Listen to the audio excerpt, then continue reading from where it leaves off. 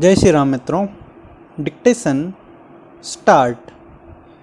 वर्तमान अपील में यह रोचक प्रश्न उद्भूत होता है कि प्रशासनिक परिपत्र जो भारतीय प्रतिभूति और विनिमय बोर्ड कोष्टक सेबी कोष्टक द्वारा भारतीय प्रतिभूति और विनिमय बोर्ड अधिनियम 1992 की धारा 11 कोष्टक 1 कोष्टक के अधीन जारी किया गया है, उक्त अधिनियम की धारा 15 न के अधीन अपील की विषय देश वस्तु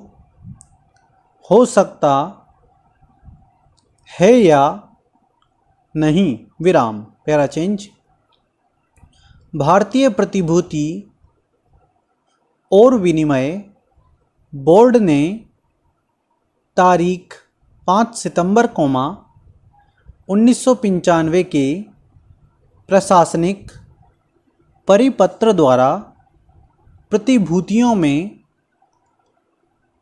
विनिधानकर्ताओं के हितों का संरक्षण करने तथा प्रतिभूति बाजार के विकास का संवर्धन और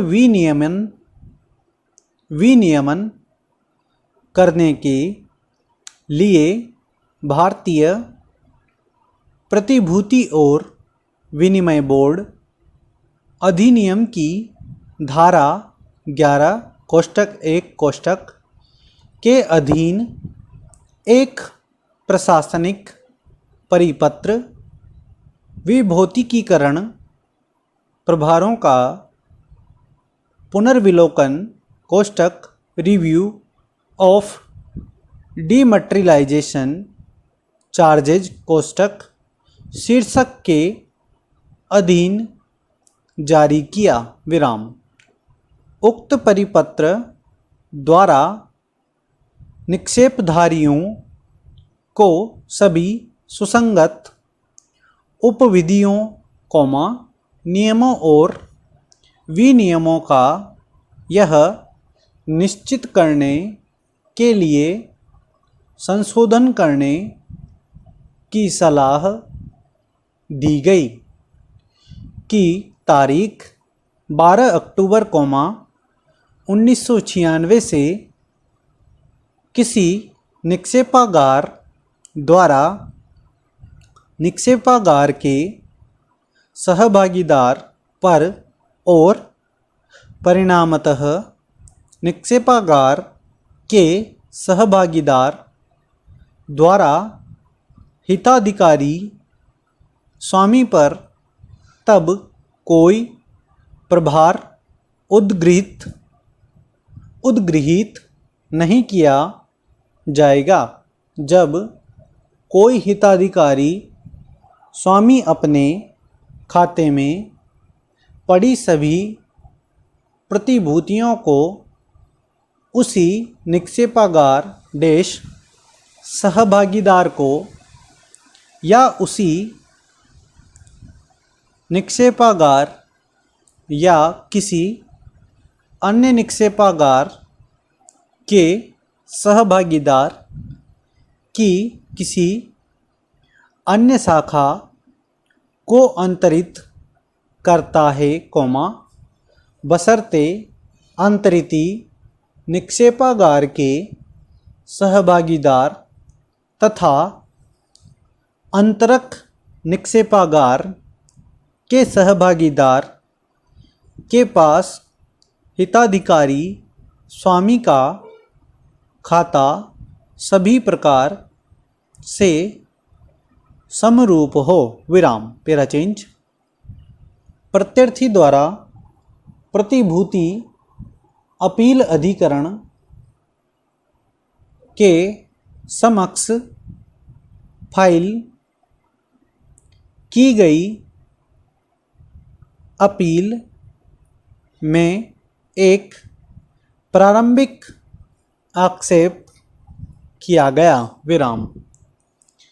यह आग्रह किया गया कि सेबी अधिनियम के अधीन सेबी के प्रशासनिक विधायी और अर्ध देश न्यायिक कृत्य है विराम। प्रतिभूति अपील अधिकरण में अपील केवल अर्ध देश न्यायिक आदेशों के विरुद्ध की जा सकती है, न कि प्रशासनिक और विधायी आदेशों के विरुद्ध विराम। प्रतिभूति अपील अधिकरण द्वारा तारीख 18 अक्टूबर 1996 के आक्षेपित निर्णय द्वारा इस प्रारंभिक आक्षेप को नामंजूर कर दिया गया विराम। अधिकरण के अनुसार आदेश अभिव्यक्ति अति व्यापक है और अधिनियम में अपील को केवल अर्धदेश न्यायिक आदेशों तक निर्बंधित करने के लिए कुछ नहीं होने के कारण अधिनियम के अधीन किए गए सभी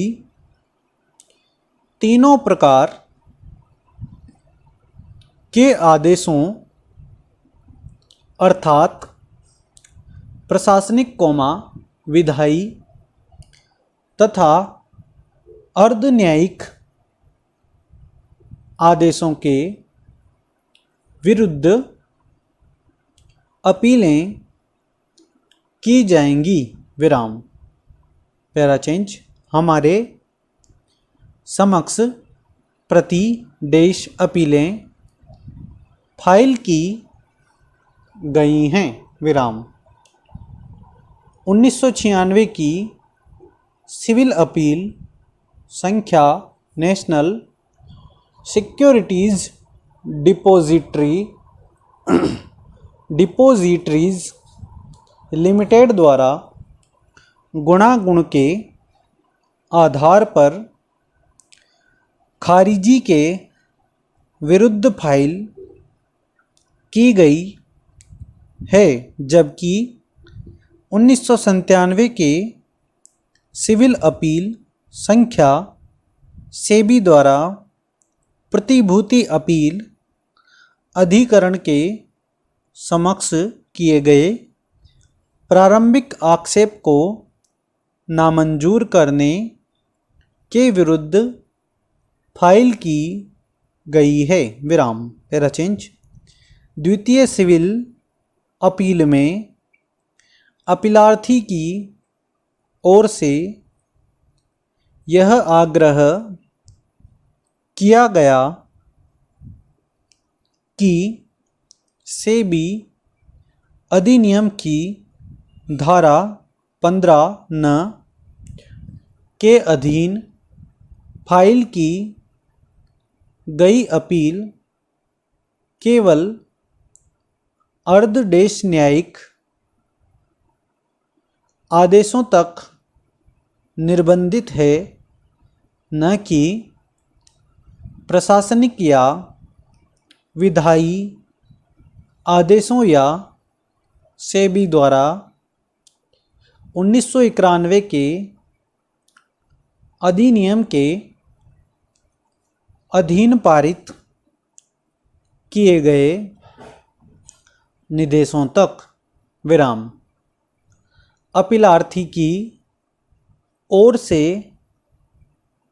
विद्वान काउंसिल के अनुसार कौमा अपील अधिकरण का निर्णय गलत है।